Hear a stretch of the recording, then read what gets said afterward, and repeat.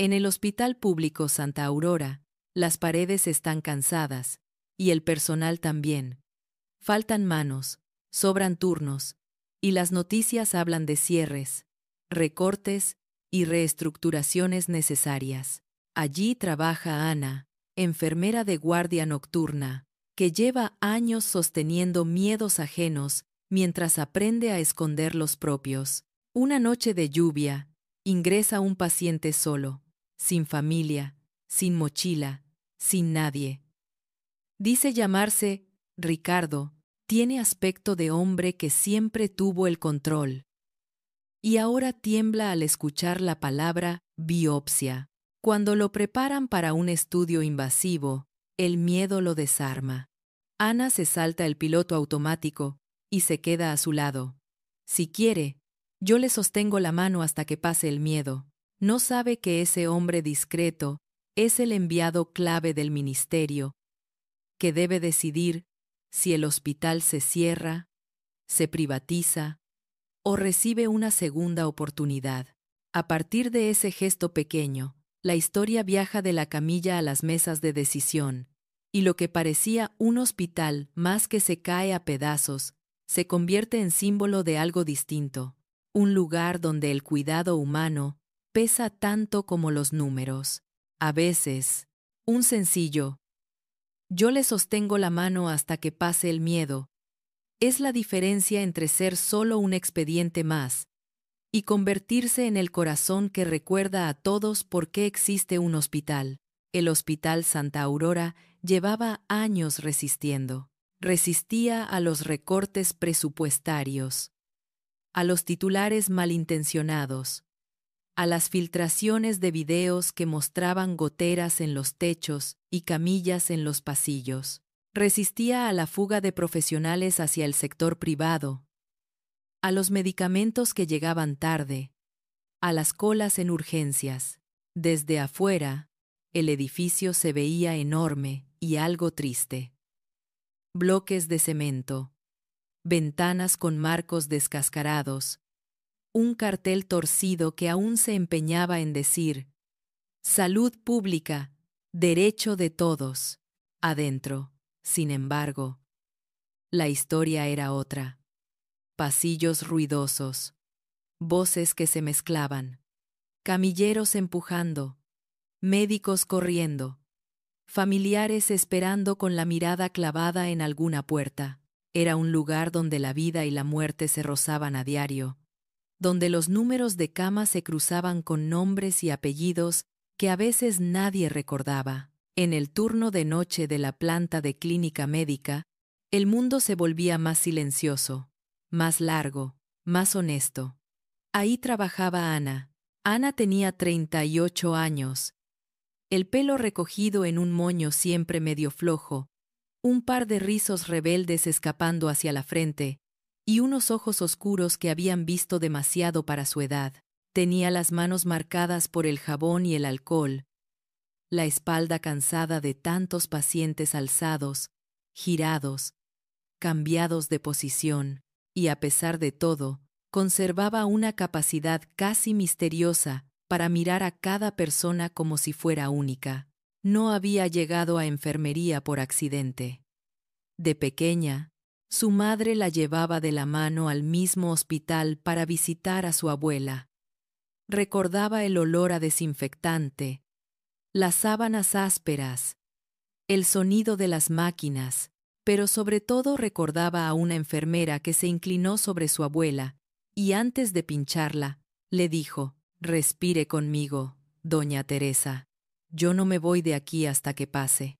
De niña, Ana no entendió del todo qué era aquello que tenía que pasar, pero sintió algo extrañamente seguro en la frase. Años después, supo que ese «hasta que pase» muchas veces no era el dolor físico, sino el miedo. Esa noche de otoño, la lluvia golpeaba los vidrios del 5º piso. En la sala de enfermería, un tablero blanco mostraba, con letras apretadas y siglas, la realidad del turno: 508. Neumonía, 80. Y 2 años. Riesgo alto, 510. Postquirúrgico. Controlar drenajes. 512. Dolor torácico. Estudio en la mañana. Camas pasillo. 2 urgencias sin lugar. Ana se ajustó el reloj en la muñeca. Se colocó el estetoscopio alrededor del cuello y respiró hondo.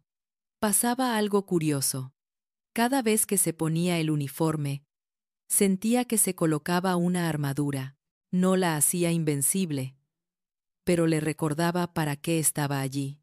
¿Lista para otra noche épica?, bromeó Roberto, el camillero, pasando con una cama vacía. Épica es la palabra que usan cuando no quieren decir inhumana, respondió Ana, sonriendo de lado. Roberto soltó una carcajada breve y siguió su camino. Elena, la supervisora de enfermería del turno, apareció en la puerta de la sala con una carpeta bajo el brazo y el ceño fruncido. Ana llamó. Tenemos ingreso nuevo para tu sector. Lo suben en 10 minutos. Viene de urgencias. Dolor abdominal. Sospecha de tumor. Está solo.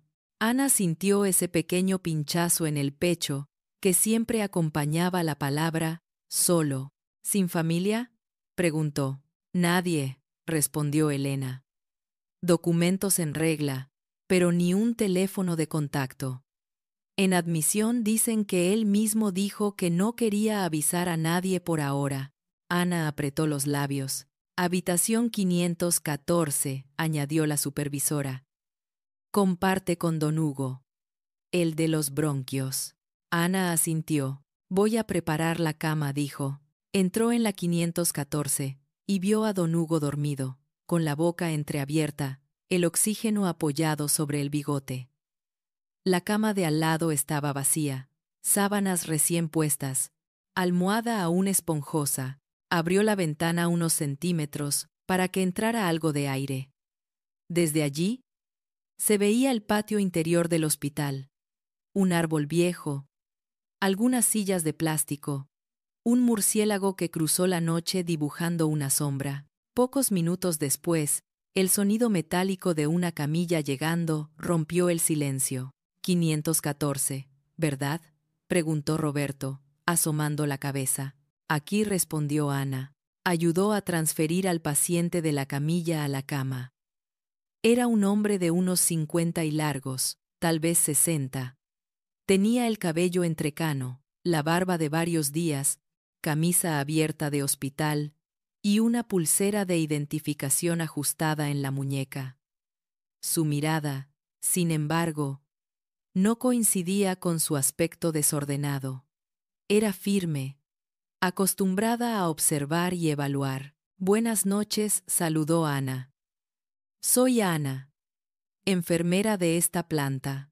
Buenas noches, respondió él, con una voz ronca pero educada. Miró la habitación, como quien evalúa un lugar de trabajo más que un cuarto donde va a dormir.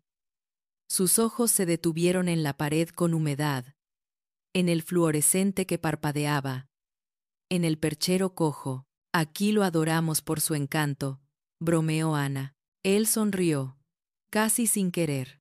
He visto oficinas peores, comentó. Ana revisó su pulsera. Ricardo Espinosa leyó. ¿Prefiere que le diga Ricardo, don Ricardo, señor Espinosa? Ricardo está bien, respondió. Lo de don me hace sentir más viejo. Ana empezó con el protocolo.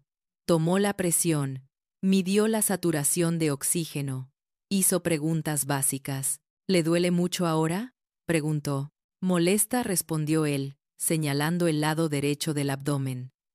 En urgencias hablaron de cosas, biopsias, masas, imágenes. No presté demasiada atención cuando la palabra tumor empezó a flotar. Ana se detuvo un segundo. ¿Le explicaron qué estudios le van a hacer?, preguntó. En teoría, mañana me hacen una tomografía. Y, si es necesario, una biopsia guiada, respondió. Entero. Pero esa palabra, biopsia, pesa distinto cuando la escuchas desde la camilla. ¿Sabe? Lo dijo mirándola fijo. Ana sí sabía. A veces dijo, más que el procedimiento, lo que asusta es todo lo que creemos que ese nombre trae detrás. Ricardo asintió. Y lo que uno ha visto, añadió. Soy periodista. He cubierto hospitales, crisis sanitarias, cierres de servicios. Conozco estos sitios desde las noticias, no desde la almohada. Ana se sorprendió. ¿Periodista? Repitió. De temas sociales, de política, de salud, explicó él. Y desde hace unos meses. Consultor en el ministerio. Ah, dijo Ana, sin mostrar demasiado en la cara. O sea que conoce el Santa Aurora. He escrito sobre él, respondió Ricardo. Y estoy metido, digamos, en discusiones sobre su futuro. Ana guardó silencio un segundo. Sintió un nudo. Discusiones tipo, ¿lo cerramos? ¿Lo vendemos? ¿Lo remendamos? Preguntó, con ironía suave. Ricardo levantó las cejas. Algo sorprendido por la franqueza. Algo así admitió. Ana apoyó la bandeja de curas sobre la mesilla. Pues bienvenido al campo de batalla. Entonces dijo, hoy le toca verlo desde la trinchera equivocada. Ricardo la miró, intrigado. ¿Usted está enfadada conmigo? Preguntó. Ana negó con la cabeza. Estoy cansada de que se hable de camas, sin pensar en quién está dentro, respondió. Pero hoy, usted es un paciente más. Ricardo se acomodó en la almohada. ¿Cómo se llama? Preguntó, aunque ella ya se había presentado. Ana, repitió ella. Gracias, Ana dijo, con una seriedad inesperada. A pesar de lo que represento allá afuera, ella se encogió de hombros. Aquí adentro, todos representamos miedo, dijo. Mientras salía de la habitación, con la bandeja en manos, Ana sentía que la noche traía algo diferente. Un hombre que podría influir en el cierre del hospital acababa de ingresar como paciente, solo, con la palabra tumor resonando en su cabeza, y ella, que llevaba años viendo cómo los recortes caían como tijeras sobre las camas, se encontraba ahora frente al rostro humano del ministerio. No sabía que esa noche, entre gasas, sueros y conversaciones a media voz, iba a sembrarse la semilla de una decisión que iría mucho más allá de los muros del Santa Aurora. Por ahora, solo era una enfermera que empezaba su turno de noche, y un paciente nuevo que intentaba aparentar control cuando, por dentro, todo le temblaba. La noche avanzó como solo avanzan las noches en los hospitales, a tirones. A ratos parecía que el tiempo no se movía nunca, con el tic-tac del reloj clavado en la pared. A ratos, todo se aceleraba. Timbres sonando a la vez, alarmas de monitores, voces que llamaban desde las habitaciones. Ana iba y venía por el pasillo, empujando carros, ajustando sueros, revisando planillas. En una habitación, calmó a un hombre que acababa de despertar desorientado después de una cirugía. Está en Santa Aurora, don José. Salió bien. Está todo bien. En otra, tomó de la mano a una chica joven, con un bebé en neonatología, que no podía dormir de preocupación. En la 514, Ricardo permanecía con la luz de la cabecera encendida, mirando un punto fijo del techo. No llamaba, no se quejaba, no pedía calmantes. Ana lo observaba de reojo cada vez que pasaba por la puerta entreabierta. Sabía leer ciertas cosas. Esa inmovilidad no era de calma. Era de alguien que está atrapado detrás de los ojos. A las 2:20 de la madrugada, sonó el timbre de la 514. Ana, que en ese momento estaba en la sala de enfermería, completando registros, sintió un pequeño salto. Voy yo, dijo a su compañera, que estaba preparando medicación. Entró en la habitación. La televisión estaba apagada. Don Hugo seguía dormido, con un leve ronquido. Ricardo estaba semi-incorporado en la cama, la espalda apoyada en la cabecera, la mirada hacia la ventana. ¿Todo bien?, preguntó Ana, acercándose. Ricardo dudó un segundo. No sé qué es todo bien en un hospital a esta hora, respondió. Pero no me duele mucho. Ana se fijó en la bandeja. No había vómitos, no había sangre, el suero goteaba sin problemas. Entonces, insistió, sabiendo que la pregunta importante no era ¿qué le duele?, sino ¿qué le pasa? Ricardo tragó saliva. No pude dormir, confesó. Cada vez que cierro los ojos, veo titulares. ¿Titulares?, se extrañó Ana. Es de formación profesional, dijo él. Pienso en las peores noticias posibles. Periodista, que cubrió crisis sanitarias, muere por tumor descuidado. Consultor de salud, no detecta a tiempo su propia enfermedad. Ese tipo de cosas. Intentó sonreír, pero se le quebró la comisura de los labios. Y también pienso en el hospital, añadió. En el informe que tengo sobre mi escritorio, en los números en rojo, en las palabras cierre parcial, reconversión, externalización de servicios. Ana lo escuchaba en silencio. Y ahora, tumbado aquí, continuó él, me pregunto si en esos informes aparece algo de lo que estoy sintiendo. ¿Y qué estás sintiendo?, preguntó Ana, con suavidad. Ricardo soltó una risa breve y seca. Miedo, respondió. Mucho miedo. Lo dijo como quien confiesa algo que ha ocultado demasiado tiempo. Miedo a que mañana me digan es maligno. Miedo a las palabras quimioterapia, metástasis. Miedo a no poder seguir trabajando. Miedo a que me traten como un paquete más que circula por los pasillos. Se quedó callado un momento. Y miedo a haber pasado años hablando de hospitales como problemas o como cifras, sin entender de verdad lo que pasa cuando las luces se apagan, y solo quedamos los que no podemos irnos a casa. Ana se sentó en la silla junto a la cama. El miedo no es una complicación menor, dijo. A veces pesa más que la propia enfermedad. Ricardo la miró. ¿Usted nunca tiene miedo?, preguntó. Ana soltó aire por la nariz, como si la pregunta le hubiera dado en un lugar obvio y doloroso. Tengo miedo casi todas las noches, respondió. Miedo a equivocarme con un medicamento. Miedo a que un paciente se complique de golpe y no haya manos suficientes. Miedo a que un día lleguen y me digan, se cierra el hospital, búsquese la vida. Se encogió de hombros. Pero el turno igual empieza a las 8, añadió. Y el pasillo sigue lleno. Hubo un silencio compartido, de esos que no pesan. Mañana, dijo Ricardo, me van a hacer una biopsia guiada. Lo sé en la cabeza, lo he explicado 1000 veces en artículos, pero en el cuerpo, no lo sé. Ana asintió. ¿Le lo explicaron bien?, preguntó. ¿Tiene dudas técnicas? No respondió. Me explicaron. Es sencillo dicho rápido. Te pinchan, sacan un trocito, lo miran.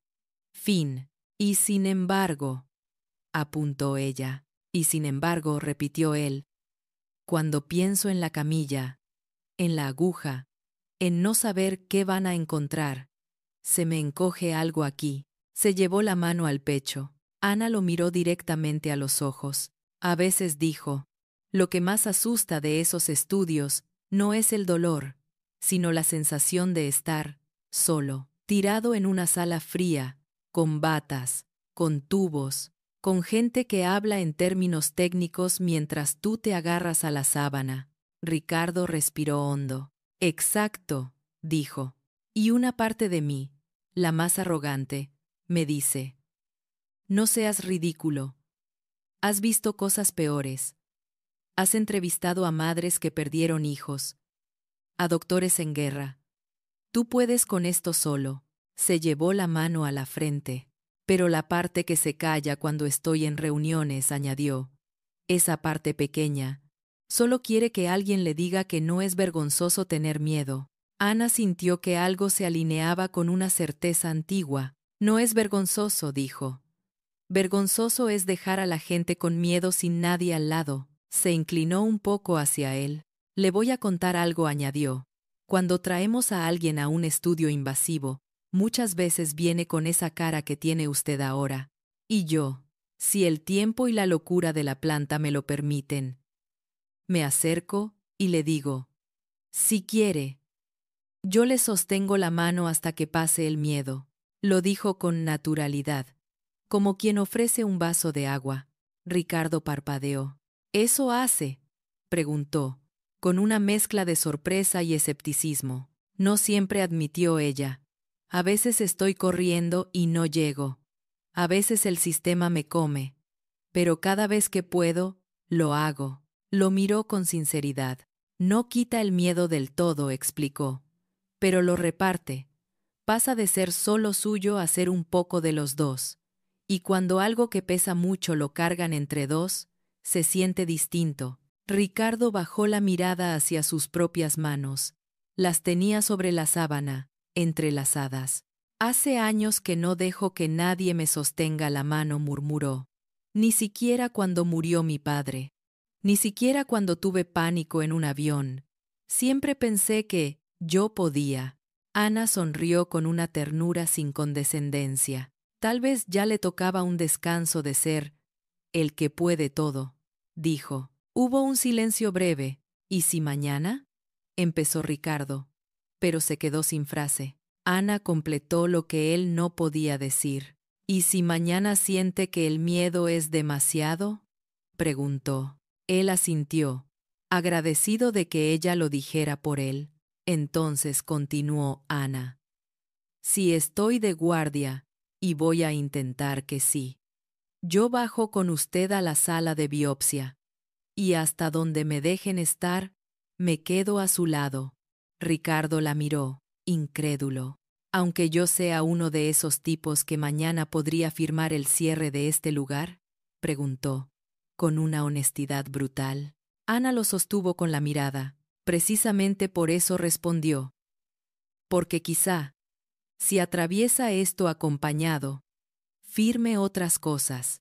Él soltó una pequeña carcajada, mezclada con un temblor. ¿Me está manipulando emocionalmente, enfermera Ana?, bromeó. Estoy apelando a su humanidad, replicó. Lo otro, ya lo apela todo el mundo. Sentados allí, en esa habitación con paredes descascaradas y luz parpadeante, un periodista, consultor y una enfermera agotada estaban construyendo algo que ningún informe recogería del todo. Un punto de encuentro entre miedo y cuidado. Cuando Ana se levantó para seguir con su ronda, Ricardo la detuvo con la voz. Ana dijo. Ella se volvió. Gracias por no tratarme como el del ministerio, añadió. Y por decirme sin decirlo, que tengo derecho a tener miedo. Ana asintió. El derecho al miedo viene con la pulsera del hospital, respondió. Lo que hacemos algunos es intentar que no lo pase solo. Al salir, Ana sintió algo raro, una mezcla de cansancio y esperanza. Si este hombre sale de aquí vivo, y con menos miedo, pensó, tal vez recuerde que hubo manos sosteniendo cosas que sus papeles no ven. No sabía que, al otro lado de la ciudad, en una oficina ministerial, reposaba un documento con el título Reestructuración Red Hospitalaria. Propuesta. Cierre parcial Hospital Santa Aurora. Y que la próxima firma importante de ese documento llevaría el nombre de Ricardo Espinosa. Por ahora, solo había una promesa muda flotando en el aire. Mañana, en la sala de biopsia, una mano encontraría otra en medio del miedo. La mañana llegó, como siempre, demasiado temprano para quienes habían pasado la noche despiertos. El cambio de turno fue un pequeño caos controlado. Entraban enfermeras del día con la cara fresca, salían las de la noche con ojeras y la mente todavía corriendo. Ana, Sin embargo, no se fue. ¿No te vas a casa?, preguntó su compañera, al verla todavía con el uniforme. Tengo un compromiso pendiente, respondió Ana. Después me voy. En el pizarrón del control de enfermería, alguien había anotado: biopsia guiada. Ricardo Espinosa. Hub. 514. 10:30 hora. Ana revisó el horario, calculó mentalmente cuánto café le haría falta para aguantar. Puedo dormir luego, se dijo. Pero si me voy ahora, no duermo tranquila. Bajó a la 514. Ricardo estaba despierto, ya con la bata puesta, el suero colgando, y una expresión entre concentración y susto. Buen día, lo saludó Ana. Hoy nos vamos de paseo. Paseo raro este, dijo él, intentando bromear. Uno suele preferir terminar en la playa, no en radiología. Ana le revisó los datos básicos. ¿Durmió algo?, preguntó. Poco, admitió. Pero estuve menos solo que otras noches de mi vida. La frase le salió con un tono que a él mismo lo sorprendió. ¿Listo?, preguntó el camillero, asomando la cabeza. ¿514 para biopsia? Sí, respondió Ana. Voy con ustedes. Hicieron la transferencia a la camilla. Ricardo trató de moverse por sí mismo, demostrar que podía, pero un dolor agudo en el costado lo hizo hacer una mueca. Ana lo vio. Aquí adentro nadie pierde puntos por decir «ay», dijo. Ricardo se dejó ayudar. El recorrido hasta la sala de procedimientos fue un viaje por el otro lado del hospital. El techo, las luces, los trozos de conversación entrecortados, las puertas con carteles de acceso restringido. Pasaron frente a una familia que esperaba una cirugía con café en vasos de plástico. Frente a una señora de limpieza que fregaba con resignación una mancha que parecía no irse nunca. Frente a un cartel con una frase que intentaba ser alentadora: «Cuidar es nuestra vocación». Ricardo, mirando desde la camilla, murmuró: «He entrevistado a gente aquí, justo en este pasillo. Nunca pensé que iba a cruzarlo recostado». Ana caminaba a su lado, con una mano sobre la baranda metálica, como anclándolo al mundo. «Las historias cambian de ángulo», dijo. «A veces hace falta verlas desde abajo». Llegaron a la sala de biopsias. Una puerta con vidrio esmerilado, un aire más frío, una luz más blanca. El técnico de radiología los recibió. «Buenos días», dijo. «Mecánico pero correcto». Pasamos al señor a la camilla de procedimiento. Ana ayudó en el traslado. «Tiene que tumbarse boca arriba, sin moverse mucho», explicó el técnico. «Vamos a usar imágenes para guiarnos. Sentirá un pinchazo de anestesia local y luego algo de presión». Ricardo asintió, pero sus manos se crispaban. Ana lo vio y se colocó a su lado, del mismo lado donde iban a trabajar, pero unos centímetros más atrás, fuera del campo estéril. Ricardo dijo, bajito: «¿Se acuerda de lo que hablamos anoche?». Él giró levemente la cabeza hacia ella. «Lo de la mano», respondió. «Lo de la mano», confirmó ella. Extendió la suya. «Todavía está disponible», añadió. Él miró su mano, luego la suya. Allí, en esa sala fría llena de metal, luces, tubos y palabras técnicas, algo tan simple como la posibilidad de agarrar una mano se volvió gigantesco. Ricardo tomó aire y lentamente colocó su mano en la de Ana. Ella la cerró con firmeza, sin apretar demasiado, pero lo suficiente para que sintiera que había algo sólido allí. «¿Listos?», preguntó el médico que haría la biopsia, entrando con bata y guantes. «Lo más listos que se puede estar», respondió Ricardo. El procedimiento comenzó. El médico daba indicaciones. «Un poco más hacia la derecha, mantenga la respiración.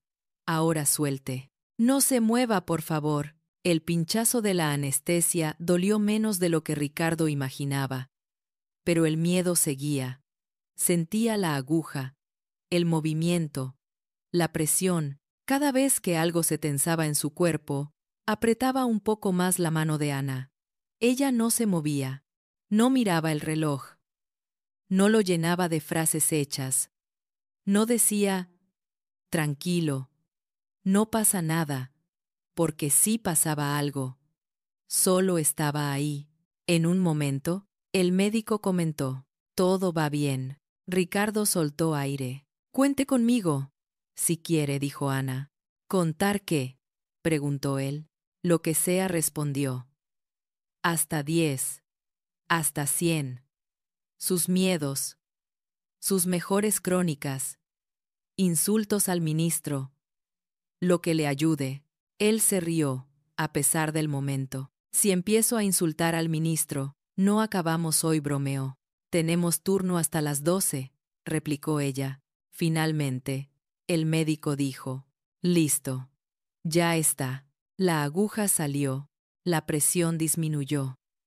Ricardo sintió un alivio físico, pero también otro más profundo, el de haber atravesado algo que le aterraba.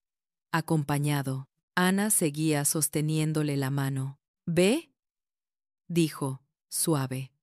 El miedo empezó, subió, y ahora empieza a bajar. Ricardo miró el techo. No pensé que la frase ya pasó pudiera ser tan poderosa, dijo. Y sin embargo, respondió ella, casi nunca tenemos tiempo de decirla bien. Lo trasladaron de nuevo a su camilla, con la orden de permanecer en observación. En el pasillo, de vuelta hacia la planta, Ricardo rompió un silencio que venía amasando desde que lo entraron a la sala. Voy a decirle algo que no suelo decir, empezó. En esa camilla, agarrado a su mano, pensé por primera vez, de verdad, en el informe que tengo en mi escritorio. Ana lo miró. ¿Y qué pensó? Preguntó. Que en ninguna de sus páginas aparece esta escena, respondió. No habla de usted. No habla del miedo. No habla de las 2 de la mañana. Ni de los pasillos. Ni de la sensación de sentir que no eres un objeto que examinan, sino una persona a la que acompañan. Se humedeció los ojos, algo que intentó disimular. Si firmo ese informe tal como está, añadió, estaría afirmando que esto es prescindible. Y no lo es. Ana tragó saliva. No sé qué puede hacer usted desde su sitio, dijo. Yo apenas sé lo que intento hacer desde el mío. Pero si algo bueno sale de todo esto, que sea que cuando alguien vea la palabra recorte, se acuerde también de la palabra mano. Ricardo asintió. Le prometo algo, Ana dijo. Voy a llevar su mano a la reunión, aunque sea simbólicamente. Ella se rió. No se la entregue a cualquiera, bromeó. Cuesta años entrenarla. La llevaron de vuelta a la 514. Después de acomodarlo, Ana por fin empezó a sentir el peso de las horas sin dormir. Ahora sí me voy a casa, le dijo. Me reemplaza otra compañera. Ricardo la miró con agradecimiento sincero. No tengo cómo pagarle esto, dijo. No es una deuda, respondió ella. Es parte del trabajo que nadie pone en los organigramas. Él negó con la cabeza. Es más que trabajo, dijo. Cuando me siente en esa mesa con papeles, sepa que voy a estar pensando en usted. Ana se encogió de hombros. Piense en todos los que hacemos lo mismo, sin que nadie lo vea, corrigió. Yo solo soy una de muchos. Salió de la habitación con el corazón raro, ligero y pesado a la vez. De camino a casa, en el autobús lleno de gente medio dormida, se quedó mirando por la ventana. La ciudad parecía ajena a todo lo que había pasado en las últimas horas en ese hospital viejo. Ojalá algo cambie de verdad, pensó. Y si no, al menos que haya una persona más allá afuera que entienda lo que se decide cuando se recorta una cama. Mientras tanto, en su cama de hospital, Ricardo miraba el techo con otra mirada. Le dolía el costado. Sí. Tenía miedo del resultado. También. Pero en medio de todo eso, había una frase que le daba vueltas. Voy a llevar su mano a la reunión. Y sabía, con la claridad de alguien que ha visto las dos caras del sistema, que eso significaba que ya no podría leer los informes de la misma manera. Los días siguientes fueron una mezcla de espera y pequeños avances. La biopsia tardó en tener resultado. Mientras tanto, Ricardo se familiarizó con los ritmos del hospital. El carro de desayuno pasando con leche tibia y pan demasiado duro. Las rondas médicas con residentes detrás del médico de planta. Escuchando en silencio. Los chistes de los camilleros para aflojar tensiones. Las quejas por el agua fría en las duchas. Y sobre todo, se familiarizó con algo que sus informes nunca mencionaban. La constancia del personal de enfermería. La forma en que entraban a la habitación con el mismo cansancio. Y sin embargo, encontraban alguna frase para hacer un poco menos dura la estancia. Ana no siempre coincidía en turno, pero cuando lo hacía, se dejaba caer un ratito por la 514. ¿Cómo va el periodista más famoso de la planta?, preguntaba, con humor. Más que famoso, fichado, respondía él. Me dijeron que en la sala de enfermería hasta saben a qué hora timbro.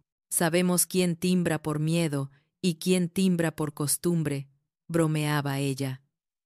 Usted ya cambió de categoría. Una tarde, finalmente, el médico entró con la cara neutra de quien trae noticias que pueden ir en cualquier dirección. Ricardo dijo. Después de saludar.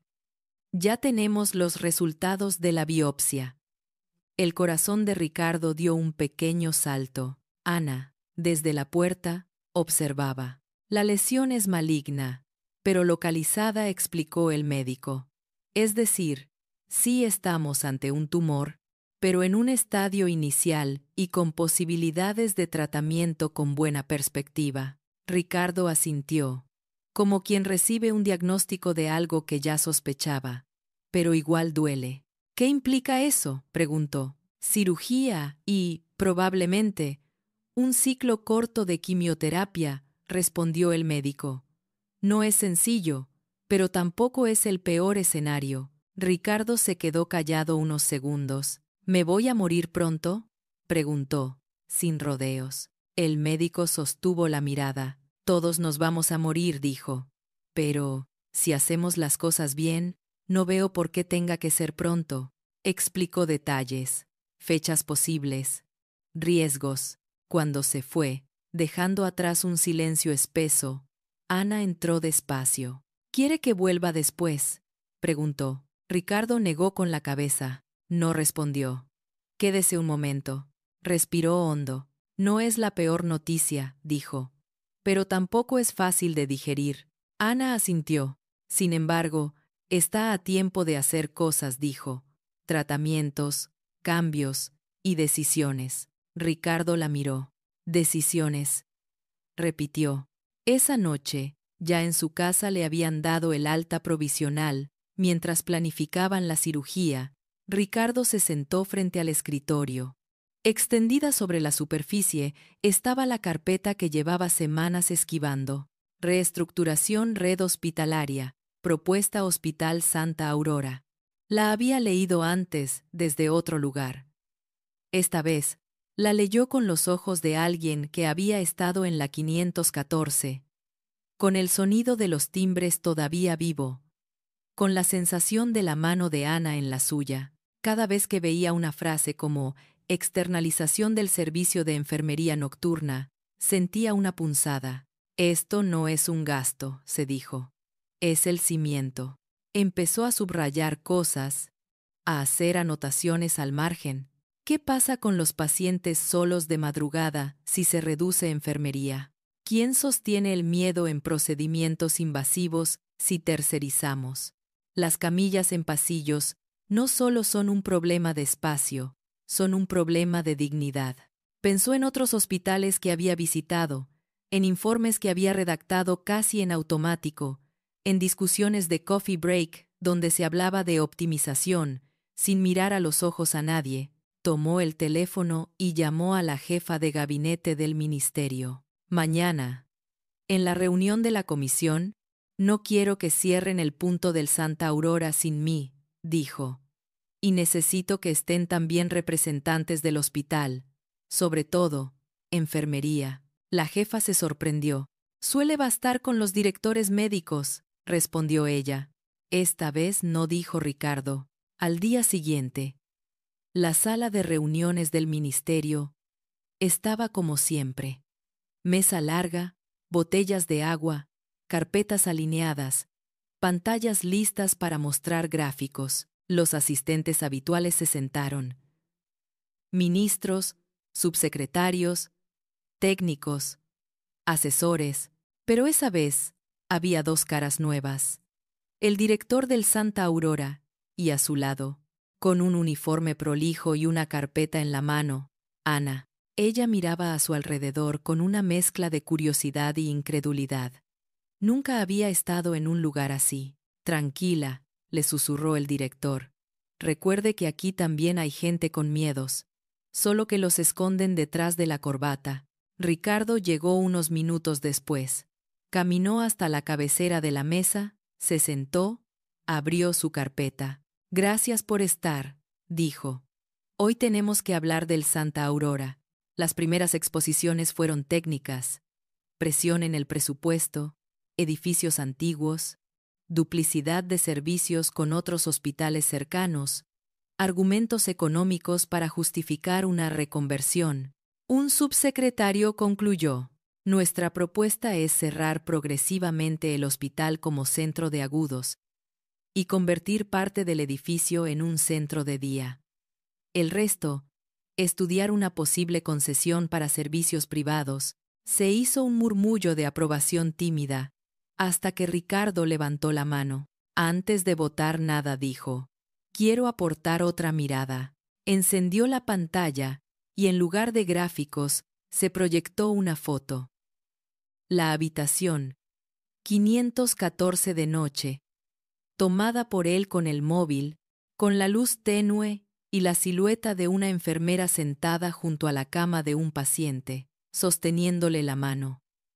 No se veían rostros claramente, pero se intuía el gesto. Hace unos días comenzó. No estuve en una visita oficial al Santa Aurora. Estuve como paciente. El silencio se espesó. Entré por urgencias. Escuché la palabra tumor. Pasé noches sin dormir. Tuve miedo de una biopsia. Continuó. Y en ese proceso, entendí que este hospital no es solo un edificio viejo y caro de mantener. Es un lugar donde, cuando el miedo aprieta, alguien dice: yo le sostengo la mano hasta que pase el miedo. Varias miradas se cruzaron, incómodas. Nuestros informes hablan de eficiencia, gasto, readecuación. Siguió. No hablan de esto. Se giró hacia Ana. Por eso pedí que hoy viniera alguien del turno nocturno del Santa Aurora, anunció. Ana, ¿puedes contarles lo que me contaste a mí? Ana tragó saliva. Tenía las manos un poco sudadas. Yo no tengo gráficos, empezó. Tengo noches. Algunas personas sonrieron. Otras se removieron en la silla. En esas noches, continuó. Hay personas mayores que se despiertan desorientadas. Niños que preguntan si se van a morir. Pacientes que, como el señor Ricardo, escuchan la palabra biopsia y sienten que el suelo se les abre. Miró a los ojos a los presentes, uno por uno. Y lo único que a veces puedo hacer, dijo, además de poner sueros y tomar presiones, es quedarme a su lado y decir: si quiere, yo le sostengo la mano hasta que pase el miedo. Respiró hondo. Ese gesto no está en ninguna planilla de costos, añadió. Pero les aseguro que, si lo quitan, se va a notar. Porque un hospital sin manos suficientes no solo es un lugar ineficiente, es un lugar cruel. Se hizo un silencio pesado. Un asesor técnico intentó relativizar. Entendemos el valor humano, dijo, pero tenemos que ser realistas. No podemos mantener todos los hospitales como están. Ricardo intervino. Ser realista no significa recortar a ciegas, respondió. Significa entender qué es prescindible y qué no. Podemos ajustar contrataciones externas, gastos superfluos, estructuras duplicadas, pero si tocamos la enfermería nocturna, si dejamos a los pacientes solos en sus miedos, estamos fallando en lo básico.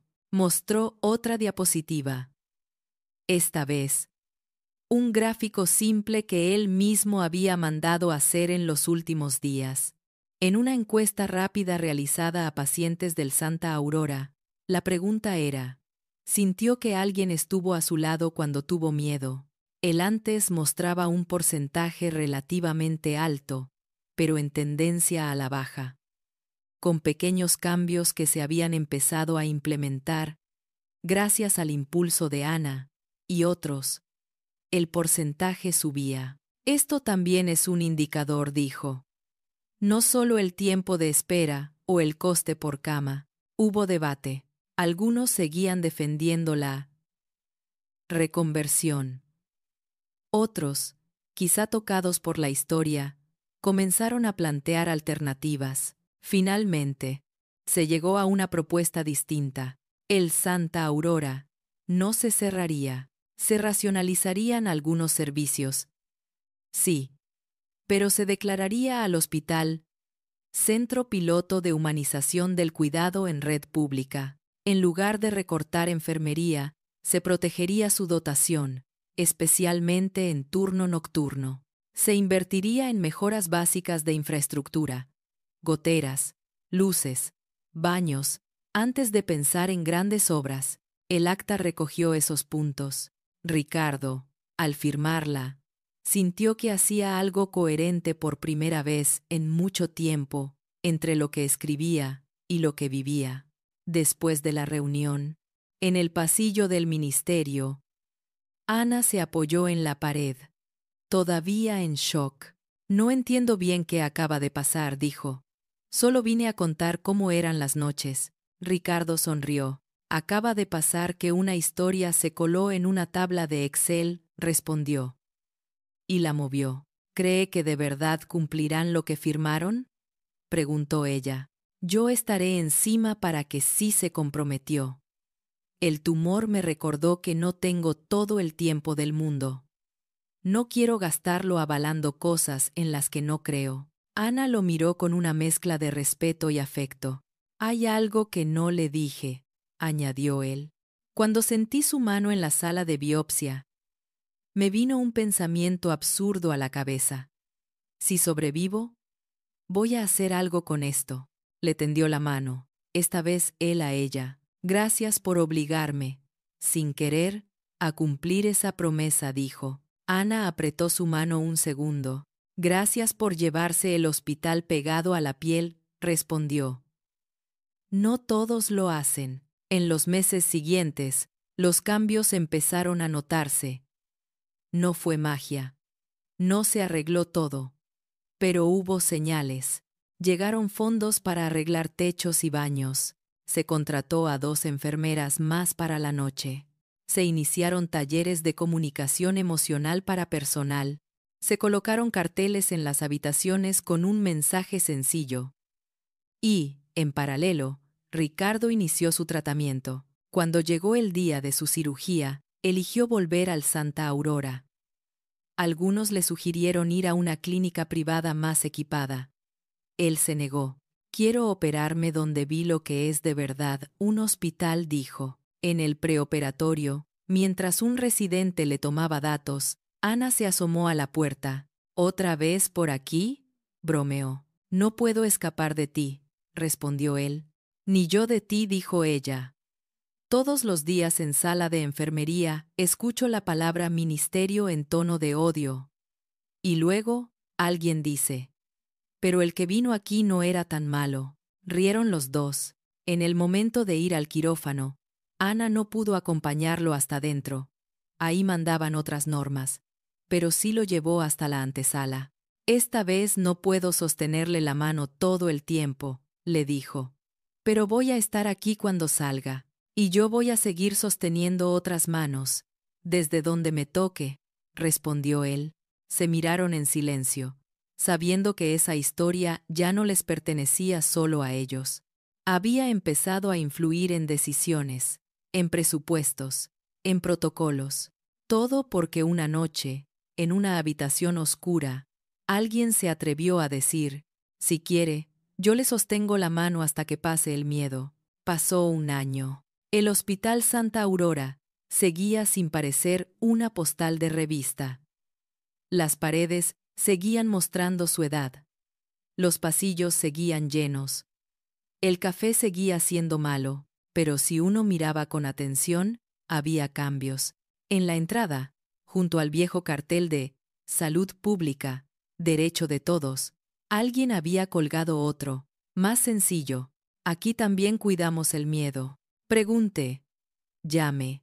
No está solo. En la sala de enfermería del 5º piso, un pequeño pizarrón mostraba, junto a la lista de tareas, un recordatorio escrito por Ana con rotulador azul: no subestimemos el suero, el analgésico, la mano que sostiene. Las nuevas enfermeras se reían, pero lo miraban varias veces al turno. Los pacientes también percibían algo distinto. Una mujer de mediana edad, con diagnóstico de cáncer de mama, contaba a su hermana: antes de la quimio, casi salgo corriendo. Entonces la enfermera me dijo: yo le sostengo la mano hasta que pase el miedo. Y fue como si el monstruo se hiciera más pequeño. Un chico joven, después de un accidente de moto, decía a sus amigos: en la noche pensé que me moría. Llamé 3 veces. Siempre vino alguien. No me dijeron que molestaba. En el barrio, la reputación del Santa Aurora cambió de hospital viejo que se cae a hospital viejo, sí, pero donde te miran a los ojos. En una clase de la Facultad de Enfermería, un profesor proyectó un caso de estudio sobre humanización del cuidado en hospitales públicos. El ejemplo central era el Santa Aurora. No estoy diciendo que todo sea perfecto, allí matizó, pero han entendido algo clave. La enfermería no es solo técnica, es presencia. Y eso se ha vuelto parte de la identidad del hospital. Mostró un extracto de una entrevista a Ana hecha por otro medio, porque Ricardo se negó a ser el protagonista de la historia. La pantalla mostraba su frase: a veces, no puedo curar. A veces, no puedo ni siquiera aliviar el dolor como quisiera. Pero casi siempre puedo hacer algo. Quedarme y sostener una mano hasta que pase la peor parte del miedo. En otra parte de la ciudad, Ricardo, ya recuperándose del tratamiento, había vuelto a su trabajo, pero con una agenda distinta. Participaba en reuniones, sí. Escribía informes, también. Pero ahora, en cada proyecto, se preguntaba: ¿qué pasa con el miedo en este plan? ¿Quién lo atiende? Se convirtió en una especie de abogado del miedo en las discusiones. Algunos se burlaban, otros lo escuchaban en serio. En una conferencia sobre políticas sanitarias, contó su experiencia. Durante años escribí sobre hospitales desde la puerta, dijo. Un día me tocó vivirlo desde la cama. Y ahí entendí que el indicador más importante no estaba en mis cuadros. Era la respuesta a la pregunta: ¿te sentiste solo cuando tuviste miedo? Ana, invitada a otro panel, compartía su mirada desde el otro lado. No soy heroína, repetía. Soy una trabajadora de la salud agotada. Pero sé que, si no hacemos espacio para sostener manos, algo se rompe en el corazón del sistema. Ambos cruzaban caminos de vez en cuando, en actos, reuniones, pasillos. Cada vez que se veían, se saludaban con un gesto que ya era su código. Una mano sobre otra, como recordatorio de dónde empezó todo. Una noche cualquiera, en la 514, otra persona ocupaba la cama que había sido de Ricardo. Era un hombre mayor, ojos llenos de susto, que acababa de escuchar la palabra cateterismo. Ana entró, revisó los signos, respondió preguntas. Cuando vio que las manos del hombre temblaban, se sentó a su lado. No quiero molestar, dijo él. Siempre me dicen que no hay tiempo, que están desbordados. Ana sonrió, cansada y luminosa. Mire, dijo. El tiempo aquí siempre está justo. Pero para esto, siempre intento hacer un hueco. Extendió la mano. Si quiere. Yo le sostengo la mano hasta que pase el miedo, dijo. El hombre la miró, con los ojos húmedos. ¿De verdad se puede?, preguntó. De verdad, respondió ella. No tengo la solución a todo, pero sí tengo esto. Y así, mientras afuera la ciudad seguía discutiendo presupuestos, elecciones y titulares, en un cuarto de hospital, dos manos enlazadas seguían haciendo su trabajo silencioso. Recordarle al mundo que la salud no es solo ausencia de enfermedad, sino presencia de alguien cuando más asusta. En una de las paredes del Santa Aurora, un voluntario pegó una pequeña frase impresa que alguien había escrito en redes después de pasar por allí. No recuerdo todas las medicinas que me dieron. Sí recuerdo la voz que me dijo: yo le sostengo la mano hasta que pase el miedo. Esa frase, repetida de cama en cama, de turno en turno, se convirtió en algo más que un consuelo individual. Se volvió una forma de hacer política, sin discursos. Cada vez que alguien elegía no dejar solo a un paciente en su miedo, estaba votando, en pequeño, por un modelo de hospital que no se rendía del todo a las tablas de Excel. Y aunque nadie, ni Ana ni Ricardo, podía garantizar qué decidirían los gobiernos del futuro, había algo que ya no podía deshacerse. En el Hospital Santa Aurora, el futuro se había decidido, al menos por un tiempo, a favor de las manos que sostienen. Y todo empezó la noche en que una enfermera agotada, en vez de salir corriendo al siguiente timbre, se detuvo un poco más y dijo, con una sencillez que atravesó paredes y despachos: si quiere, yo le sostengo la mano hasta que pase el miedo. Si esta historia tocó tu corazón, ayúdanos a llevar más gestos de bondad al mundo. Suscríbete a Historias que Sanan, deja un me gusta y comparte este video con alguien que lo necesite hoy. Cuéntanos en los comentarios qué pequeño gesto cambió tu día o tu vida. Si quieres apoyar más historias y espacios solidarios, únete como miembro del canal. Gracias por estar aquí.